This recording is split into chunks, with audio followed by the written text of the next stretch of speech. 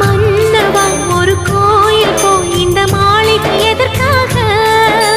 தேவியே என் ஜீவனே இந்த ஆலயம் உனக்காக. வானில் ஒரு புயல் மழை வந்தால் அழகே என்னை எங்கனம் காப்பாய். கண்ணே உன்னை என் கண்ணில் வைத்து இமைகள் எனும் கதவுகள் அடைப்பேன். சத்தியமாகுமா? நான் சத்தியம் செய்யவா?